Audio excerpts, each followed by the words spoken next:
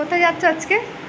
আজকে যাচ্ছি তোমার স্পেশাল ডে আমাদের জন্য, শ্বশুরবাড়ি জিন্দাবাদ। আজকে সেই খাবো। শ্বশুরবাড়ি যাচ্ছি, জামাই ষষ্ঠী, শ্বশুর শাশুড়ি নিমন্ত্রণ করেছে। দেখি কী কী রান্না করেছে, যাই শ্বশুরবাড়িতে কেমন রান্না করেছে। বছরে 364 দিন অপেক্ষা করে থাকি আমরা এই দিনের জন্য। দেখা যাক কী করে, শ্বশুর কী আয়োজন করেছে। বাবা, সেই আজকে 364 দিনের অপেক্ষায় আমরা যাচ্ছি। আমাদের রোজই যাই বাপের বাড়ি, ডেইলি যাই বাপের বাড়ি। শাড়িটা পরে কেমন লাগছে দেখো। তো দেখি শাড়িটা পরে কেমন লাগছে, তোমরা কমেন্ট করে জানিও। তো চলো এখন বেরোনো যাক। তো ফাইনালি রেডি হয়ে গেছে আমার বউ। কোথায় যাবে? শ্বশুরবাড়ির জন্য। বাপের বাড়ি যাবে এখন। তুমি শ্বশুর বাড়ি যাচ্ছ, আমি বাপের বাড়ি যাচ্ছি। তো আমিও রেডি, ও রেডি, এখন বেরোবো। অনেক বেলা হয়ে গেছে, অনেক বাজে, এখন বেরোবো। আর এই ব্যাগটা নিয়েছে কারণ হচ্ছে এর মধ্যে কুর্তি নিয়েছে, কোনো শাড়িটা পরে থাকতে পারবো না, খুব গরম যেহেতু। শাড়িটা পরে যাবো, দেন চেঞ্জ করে কুর্তিটা পরবো, তার জন্য ব্যাগটা নেওয়া।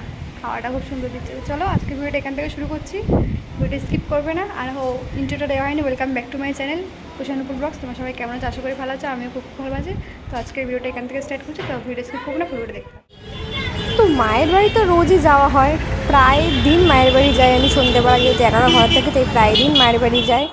তার জন্য মা বলেছিল একটা দিন শাড়ি পরে আসিস, যে কারণে শাড়ি পরে এসেছিলাম। আর দেখতে পাচ্ছ আমি কিন্তু পৌঁছেও গেছি মায়ের বাড়িতে। আমার বাড়ি থেকে মায়ের বাড়ি কিন্তু বেশি দূর না, মানে ওই ধরো বাইকে গেলে 5 থেকে 7 মিনিটের রাস্তা, পৌঁছে গেছি।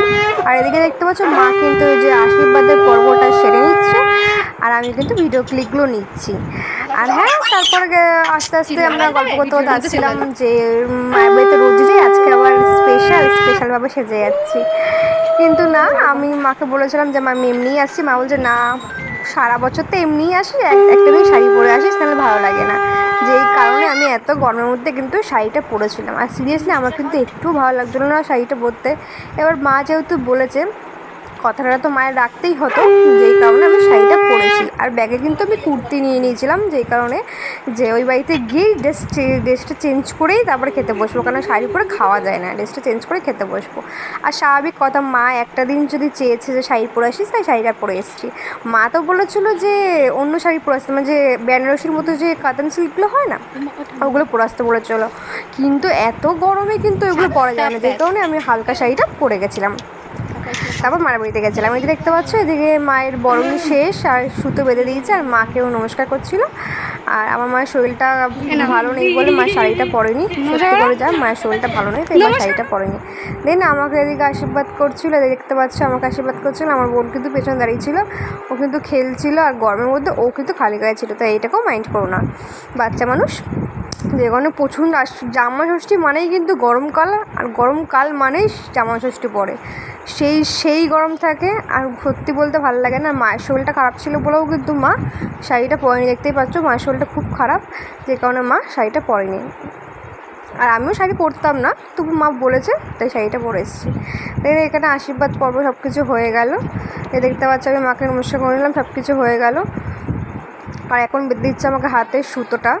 আর হ্যাঁ, যারা ফেসবুক থেকে ভিডিওটা দেখবে, তাহলে অবশ্যই ফেসবুক থেকে একবার ফলো করে দেবে পেজটিকে। আর যারা ইউটিউব থেকে দেখবে, তাহলে অবশ্যই পেজটিকে সাবস্ক্রাইব করে দেবে, মানে চ্যানেলটিকে সাবস্ক্রাইব করে দেবে।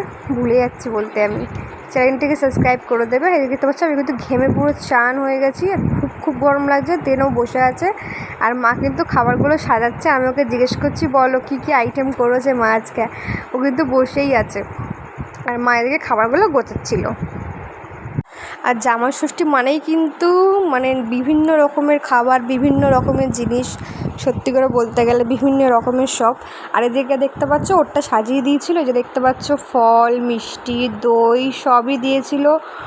তারপর হচ্ছে মাংস, মানে যা যা দিতে হয়, বড় একটা মাছের মাথা, বড় একটা মাছের লেজা, ওর আবার চিংড়ি ভাপা ফেভারিট, চিংড়ি ভাপা, শুক্তো, মানে সব রকমের মাছের মাথাতে ডাল, মানে যা যা হয় 5 রকমের ভাজা, সব কিছু করেছিল। এদিকে দিয়েছিল আমার খাবার। আর ওদিকে দিয়েছিল ওর খাবার, দেখতেই পাচ্ছ চারিদিকে একদম খাবারে খাবার। ও কিন্তু বসে খাচ্ছে আর বলছে আমি এত খাবার খেতে পারবো না। আমি তাই বললাম যে সব খাবারই তোমাকে খেতে হবে। আর লেজাটা কিন্তু দেখাচ্ছিলো যে দেখো লেজাটা কত বড়।